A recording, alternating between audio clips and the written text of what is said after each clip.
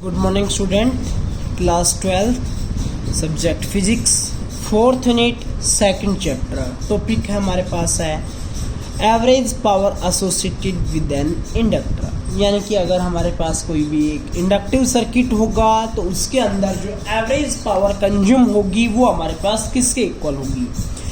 तो सबसे पहले हमने माना कि कोई हमारे पास एक सोर्स है जिसको हमने एसी से कनेक्टेड किया गया है और उस सोर्स का जो इंडक्टर है वो हमारे पास है एल, और उस सोर्स के अंदर से जो करंट फ्लो हो रहा है वो जीरो से मैक्सिमम हो रहा है। जब जीरो से मैक्सिमम होगा यानी कि स्टडी वैल्यू ऑफ करंट की होगा आई नोट के इक्वल होगा, तो उसके अंदर एक ईएमएफ डेवलप होगी और जो ईएमएफ डेवलप होगी वो उस करंट के ग्रोथ को डिक्रीज करेगी, अपोज करेगी।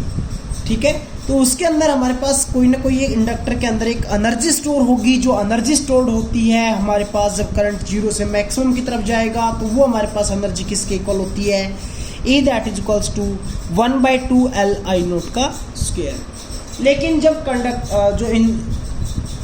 इंडक्टर जो है वो हमारे पास फुली करंट ले लेगा यानी कि करंट मैक्सिमम हो जाएगा तो अगले हाफ साइकिल के अंदर हमारे पास क्या होगा, करंट डिक्रीज होगा, मैक्सिमम से जीरो की तरफ जाएगा।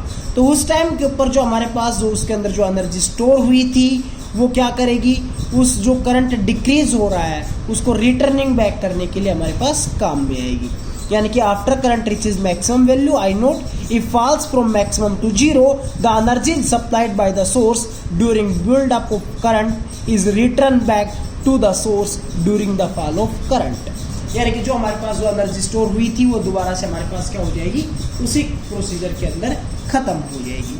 तो इसका मतलब क्या हुआ कि जब हमने किसी भी एक इंडक्टर के अक्रॉस जो एनर्जी फर्स्ट हाफ साइकिल के अंदर स्टोर हुई वो अगली हाफ साइकिल के अंदर क्या हो गई, उसी के अंदर यूज कर ली गई। इसका मतलब अगर हम निकालते हैं कि जो energy stored in an inductor in one complete cycle that is equals to zero, तो हमारे पास क्या होगा, net power supplied by the source in the complete cycle is zero, work done in one complete cycle. Work done निकालना चाहेंगे तो work done हमारे पास किसके इक्वल होता है, V that is equals to P by P into T, यानी कि work done that is equals to power into time. और पावर क्या होती है हमारे पास, V into I, small time के लिए लेकर चल रहे हैं उसका इंटीग्रेशन कर देंगे तो टोटल वर्क डन आ जाएगा।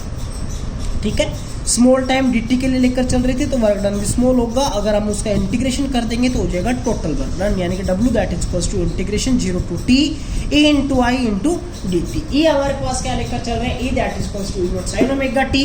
और ये हमें पता है कि अगर हम बात करते हैं इंडक्टर की जहां पर EMF आपने ये ली है तो उस इंडक्टर के अंदर करंट की वैल्यू क्या होगी, I that is equals to I0 sin omega t minus π/2।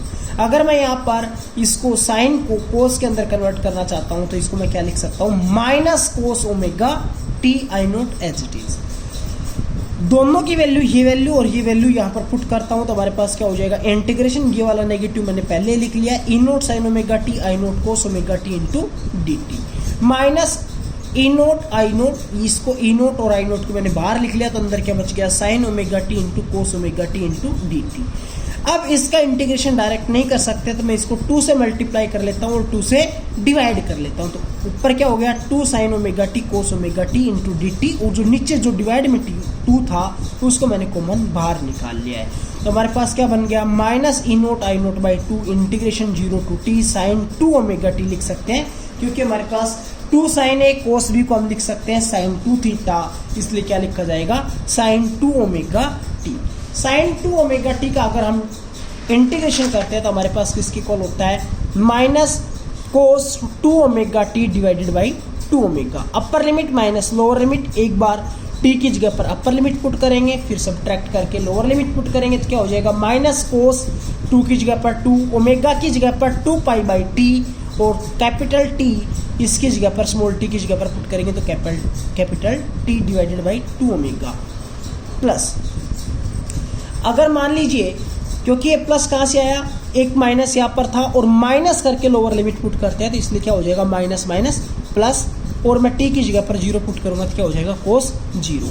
अब देखो टी से टी कैंसिल, 2 ओमेगा को मैं बाहर लिख लेता हूँ तो क्या हो गया, minus E note I note divide by 2 into 2 omega, इधर क्या बच गया, माइनस कोस 2 इंटू 2 पाई 4 पाई प्लस कोस 0। कोस 4 पाई का मतलब हो गया हमारे पास कोस 720 मीन्स कोस 0, आगे नेगेटिव था, कोस 0 की वैल्यू इधर हो गई 1, तो क्या हो गया -1 और इस 0 की वजह से हो गया +1। -1 + 1 0, इसको अगर हम 0 से मल्टीप्लाई करेंगे तो वर्क डन में हमारे पास किसके इक्वल हो जाएगा 0। इस ग्राफिकल रिप्रेजेंटेशन के अंदर हमने E का फंक्शन ये लिया है और I के लिए कर्व ये ली है, तो ये हमारे पास जो होगा वो वर्क डन की फॉर्म के अंदर होगा, यानी कि पावर कंजप्शन के लिए भी हम बोल सकते हैं। पावर कंजप्शन हमारे पास क्या होगा, ये वाला होगा। ठीक है, देखो अगर आप चेक करते हैं यहाँ पर, जहां पर E की वैल्यू 0 हो रही है, I की वैल्यू मैक्सिमम हो रही है, तो उन दोनों का प्रोडक्ट क्या हो जाएगा 0, इसलिए यहाँ पर भी पावर कंजप्शन क्या हो गया 0। यहाँ पर I 0 हो गया लेकिन E क्या है मैक्सिमम है, इसलिए यहाँ पर भी एक की वैल्यू, दोनों में से किसी की भी वैल्यू 0 हो जाएगी, तो हमारे पास पावर कंजप्शन भी क्या होगा 0 के इक्वल होगा। अगर बीच में हम चेक करें जहाँ पर हमारे पास E भी समथिंग है और I भी समथिंग है, उन दोनों का प्रोडक्ट वहाँ पर मैक्सिमम वैल्यू देगा। एक बार मैक्सिमम वैल्यू पॉजिटिव की तरफ होगी, एक बार मैक्सिमम वैल्यू नेगेटिव की तरफ होगी। ठीक है, इसी तरह से हमारा प्रोसीजर चलता हुआ जाएगा। जहां पर E और I दोनों में से कोई भी एक टर्म नेगेटिव होगी तो वहां पर जो पावर कंजप्शन होगी वो भी नेगेटिव में मिलेगी। देखो जैसे कि यहाँ पर दोनों पॉजिटिव हैं तो पावर कंजप्शन पॉजिटिव है, यहाँ पर I पॉजिटिव है लेकिन E की कर्व नेगेटिव है, इसलिए पावर कंजप्शन भी क्या होगी नेगेटिव होगी। इस वाले के अंदर बात करते हैं, I और E दोनों नेगेटिव है, इसलिए power consumption negative into negative positive बन जाएगा, और इसके अंदर I नेगेटिव E पॉजिटिव, इसलिए क्या हो जाएगा नेगेटिव बन जाएगा।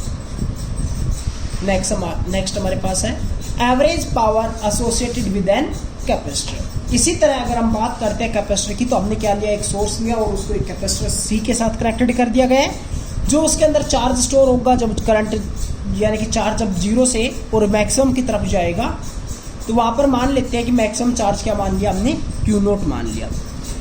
A definite amount of work done in carrying a charge in charging a capacitor in the form of electrostatic energy।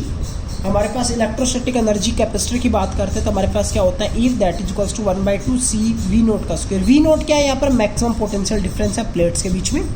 जो एनर्जी हमने स्टोर की है वो एनर्जी दोबारा से हमारे पास रिटर्न के अंदर काम आएगी। The energy stored in the capacitor during the charging is return back to the source during discharging, यानी कि जब कैपेसिटर डिस्चार्ज होगा तो जो हमारे पास उसके अंदर जो एनर्जी स्टोर हुई थी वो ही एनर्जी क्या ले जाएगी, उसके अंदर वर्क के अंदर ले ली जाएगी। तो अगर हम इसी तरह टोटल एनर्जी निकालना चाहें फॉर ए कंप्लीट साइकिल, तो वो हमारे पास किसके इक्वल होगी 0 के इक्वल होगी। तो यहाँ पर हमने E मान लिया, that is equals to E0 sin omega t, और ये हमें पता है कि कैपेसिटर के अंदर जो करंट होता है I that is equals to I0 sin omega t plus π/2 होता है, इसलिए क्या हो जाएगा ये cos ओमेगा t लिख सकता हूँ मैं, sin ओमेगा t प्लस π/2 को क्या लिख सकता हूँ cos ओमेगा t।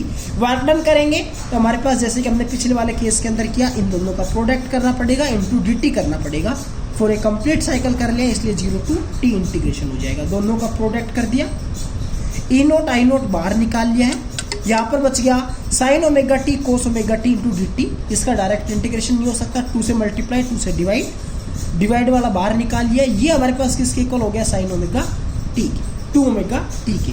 इसका जब इंटीग्रेशन करेंगे तो जैसा कि हमने पिछले वाले केस के अंदर किया वैसा ही हमारे पास इंटीग्रेशन हो जाएगा, w that is equals to E0 I0 divided by 2 minus cos 2 omega t divided by 2 omega, limit लग जाएगी 0 to t।